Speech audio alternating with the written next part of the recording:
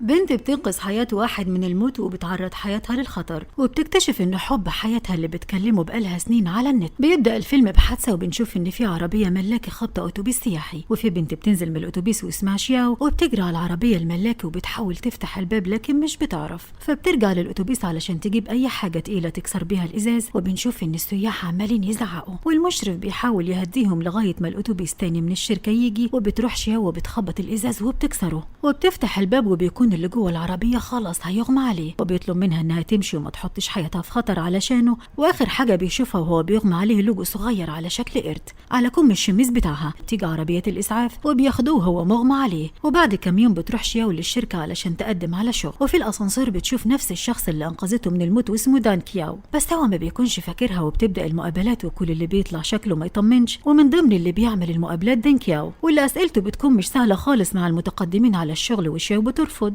وبتدخل مكان وهي عماله تعيط انها اترفضت، وبتبقى فاكره انها اترفضت بسبب مستواها الاجتماعي. وبيدخل دان كياو عليها وبيكون سمع اللي اتقال، وبيطلب منها تنفذ مهمه على موبايله، وبيديلها مهله 5 دقايق، وبتفشل فيها. وبتعرف ان ده ما كانش اختبار ليها على قد ما كان اثبات ليها انها اترفضت بسبب مؤهلاتها القليله. وبتخرج شياو تجري وراه وبتطلب منه يشغلها معاه حتى من غير مرتب اول فتره تتعلم، ومع اصرارها بيوافق، وهي بتبقى هتموت من الفرحه. وبعد وقت بنشوف دان كياو وهو بيدور على لبس علشان عنده مشوار مهم، وبنعرف انه هيروح يقابل بنت بقاله 4 سنين بيتكلموا على السوشيال ميديا وعمرهم ما شافوا بعض، واسمها الابليكيشن ريد بين. وبيجي صاحبه ينغليو وبيقنعه يغير هدومه ويلبس هدوم كاجوال بدل البدله، وبيتفق معاه انه هيوصله. وفي نفس الوقت شياو بتروح لبنت اسمها نينغي، وبنعرف انها في مقام اختها الكبيره، وبتطلب منها هدوم علشان اليوم ده مهم عندها قوي لانها هتقابل اكتر حد بترتاح معاه وبقالها كتير نفسها تشوفه، واسمه تريهول.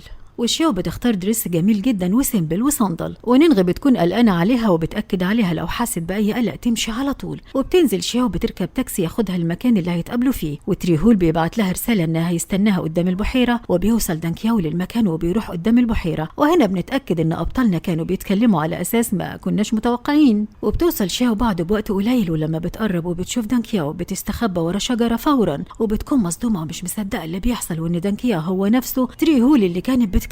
وبتبعت اكتر من رساله لتريهول علشان تتاكد، وبتشوف دان كياو هو اللي بيرد. وبتكلم شياو نينغي وبتطلب منها تيجي على طول وما تسالهاش السبب، وبتبعت رساله لدان كياو انها هتتاخر علشان الطريق. وبتوصل نينغي للمكان وبتقابل دان كياو على انها ريد، وبيقضوا اليوم مع بعض. ودان كياو بياخد نينغي المطعم كوارع، يعني زي مصمت كده بس في الصين، لانه كان متفق مع شياو انهم هياكلوا هناك. ونينغي بتاكل وهي عماله تحسب كميه الدهون اللي موجوده في الاكل، وبتحاسبن على شياو لانها السبب. وبيكلمها دان كياو وبيديها مياه غازيه. وفي اخر اليوم دان كياو بيطلب الرقم من نينغشين وهي بتديهوله، وبيخرجوا من المطعم وبيمشوا. وبيعرض دان كياو انه يوصلها وهي بترفض علشان شياو مستنيها، لكن طبعا مش بتقول كده وبتقول له علشان ما تتعبوش. وبعد ما بيمشي شياو ونينغي بيروحوا مع بعض، ودان كياو بيروح بيلاقي نيانغ في البيت وبيساله عن اللي حصل، وبيقول له انها ما طلعتش زي اللي في خياله خالص، وطلعت احلى بكتير، وانها يعني ليدي في نفسها قوي. ودان كياو بيكلم شياو على السوشيال ميديا وهي بترفض انهم يتقابلوا تاني بحجه انها مش عايزه توحش اللي بينهم، وبتكون متضايقه انها مش عارفه تتعامل معاه زي ما كانت بتتمنى. في الشغل بيديها دان كياو اوراق كتيره تراجعها، وهي بتبقى مشخصنه الموضوع انه بيعمل كده علشان هي شكلها وحش، وانه جرحها لانه اعجب ببنت تانية وكسر قلبها البريء. لكن دان كياو بيبقى مش فاهم هي متضايقه ليه. في نفس اليوم بتروح شياو لمطعم لوحدها وهي متضايقه من اللي حصل، وبيجي واحد صاحبه اسمه هيريكو وبيحاول يروحها لكن بتصر انها تفضل. وشياو في اخر اليوم وهي سكرانه بتكلم دان كياو وبتفضل تتخانق معاه وانه ازاي ما عرفهاش وانها رد. ولكن قبل ما تكمل الاسم هيريكو بياخد التليفون وبيعتذر لدان كياو انها مش في وعيها. وبيروحها نينغي تاني يوم لما بتفوق وبتشوف الرسائل اللي بعتتها لدان كياو، وبتكلم هيروكو واطمنت انه لحقها قبل ما تقول لدان كياو اي حاجه. ولما بتوصل شياو الشغل بيكون لسه ما حدش وصل غيرها، وبتاخد مجها علشان تعمل القهوه. في نفس الوقت بيدخل دان كياو المكتب وبيوقفها وبيعنفها على امبارح، وبيشوف المج وبيفتكر ان ريد بين بعتت له صورته وانها جابته جديد علشان الشغل. وبعد ايام بنعرف ان شياو اتصابت وهي في الشغل، ودان كياو راح يطمن عليها. وبيروح مع يانغ وبيطلع دان كياو يخلص اوراق، وبيتكلم دانغ مع شياو انه قبل ما يبقى صاحب يانغ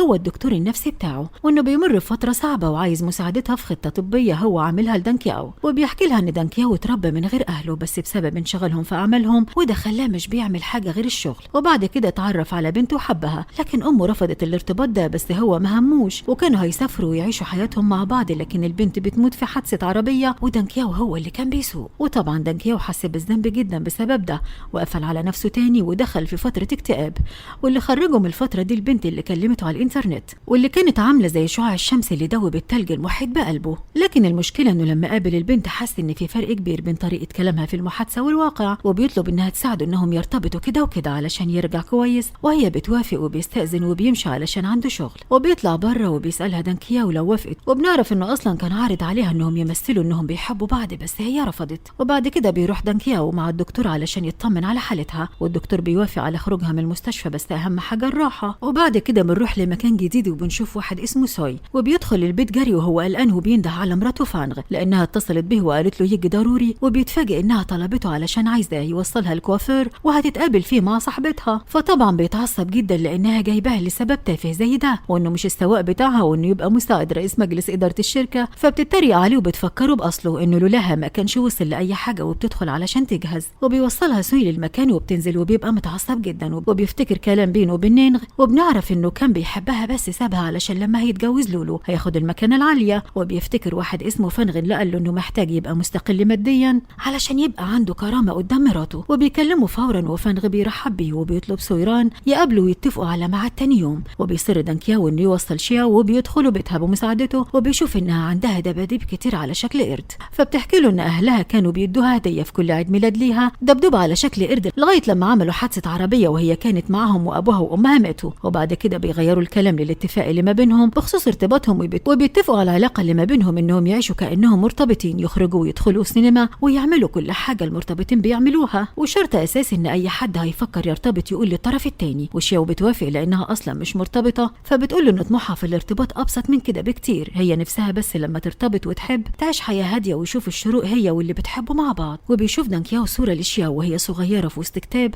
وبياخدها وهي مش واخده بالها. وبعد كام يوم دانكياو بيقابل نينغشين في مطعم وبيجي له مكالمه من الممرضه اللي قاعده مع شياو، وبتعرفه ان شياو نزلت بقالها وقت كبير وتليفونها مقفول وهي قلقانه عليها. ودانكياو بيقلق هو كمان وبيفتكر كلامه هيروكو قبل كده انه قال له انه بيحب شياو من زمان. في نفس الوقت نينغ عماله تتكلم معه وهو مش واخد باله انها عايزه تدي لعلاقتهم فرصه، وبنعرف انها عرفته انها من ريد بين وان صاحبتها قالت لها تكذب. وفي نهايه كلامها اللي هو ما سمعوش بيستأذنها يمشي علشان عنده ميعاد مهم، وهي بتكون مصدومه من المعامله. في نفس الوقت بنشوف هيروكو عازم شياو على اكلتها المفضله الكوارع، وبتلاحظ ان موبايلها فصل شحن، لكن هيروكو بيطمنها ان اكيد الممرضه مش هتقلق عليها قوي ويستمتعوا باكلهم. في نفس الوقت بنشوف ان الاجواء متوتره بين سوي ولولو، وبيبعت رساله لنينغ انهم هيتقابلوا لكن بتكذب عليه انها خارجه دلوقتي مع الراجل اللي بتحبه وانهم ينسوا بعض وكل واحد يعيش حياته. وبيروح دانكياو لبيت شياو بيلاقي الممرضه واقفه في الشارع، فبيقول لها انها تطلع فوق وهو هيفضل تحت مستني لغايه بالليل. وبتوصل شياو مع هيروكو وبيطلعوا على فوق ومش بتاخد بالها من دانكياو. ولما بتطلع الممرضه بعد ما بتطمن عليها بتسالها لو شافت دانكياو لانه واقف تحت، وبتروح شياو على طول على الشباك وبتشوفه وبيشوفها وبيمشي على طول. وتاني يوم الصبح بتروح شياو وهي كلها حيويه ونشاط، وبتجيب قهوه وكيكه وبتحطها على مكتب دانكياو، وبيجيبوا اصحابهم وبيفرحوا انها رجعت وبقت كويسه، وبيتفقوا على خروجه بالليل بالمناسبه دي. وبيطلع دانكياو بالاكل وهو متعصب وبيديه لموظفه اسمها لوسي انها ترميه وبيدخل مكتبه. فبتاخد شياو الحاجه منها وبتروح له وبتديها له وهي متعصبه من اسلوبه، وبتقول لها انها بتنفذ الاتفاق. فبيستفزها انها كمان لازم تحفظ نقطه لما ترتبط تعرف، وهي بتبقى مش فاهمه هو بيرمي على ايه وبتمشي. وبتفضل شياو زهقانه طول اليوم بسبب انه في الاجازه كل شغلها اتنقل لناس تانية. وفي اخر اليوم بتخرج هي ولوسي علشان يخرجوا مع بعض ويتعشوا مع باقي اصحابهم في الشغل.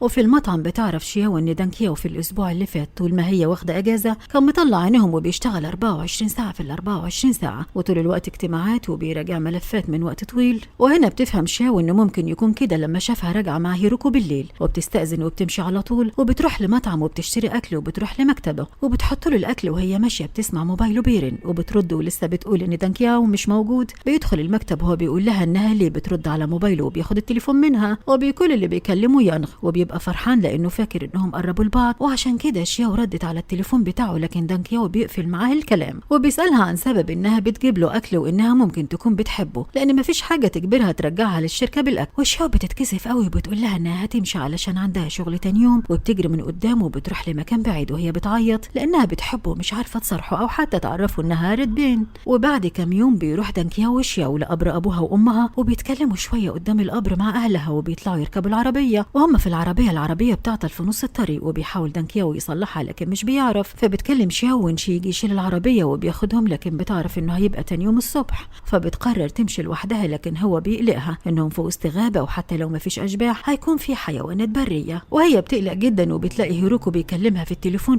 فدانكيو بيغير وبيرمي تليفونها بعيد وبيقول لها إنه مش هيقضي الليلة لوحده، وبيطلع مرتبة هوائية من شنطة العربية وبيفرشها على الأرض وبيناموا هما الاتنين، وبتفضل تفتكر شيا ومواقف ما بينهم. وهنا بيتأكد دانكيو من مشاعره وبيقول لها إنه عايز يشوف الشروق معاها. وتاني يوم الصبح بتصحى شيا قبل الشروق بوقت قليل وبتقف جنبه وبيشوف الشروق، ودانكيو بيقول لها إنها غيرته وغيرت حياته كلها للأحسن وإنه عايزها تفضل في حياته، وبيقول لها إنه أول مرة يشوف الشروق في حياته كلها. وهي بترد عليه بس في سرها إنها كمان أول مرة تشوف الشروق معاه. وبيجي الونش وبياخدهم وكل واحد فيهم بيفكر في شكل حياتهم بعد كده. يا ترى ايه اللي هيحصل ما بينهم، وامتى هيعرف دانكياو ان شياو هي نفسها ريدبين، وهل اهل دانكياو هيتقبلوا شياو، وننغشين هتعمل ايه لما تعرف بحقيقة مشاعر الاتنين؟ كل ده هنعرفه في الجزء الثاني، انتظرونا والسلام.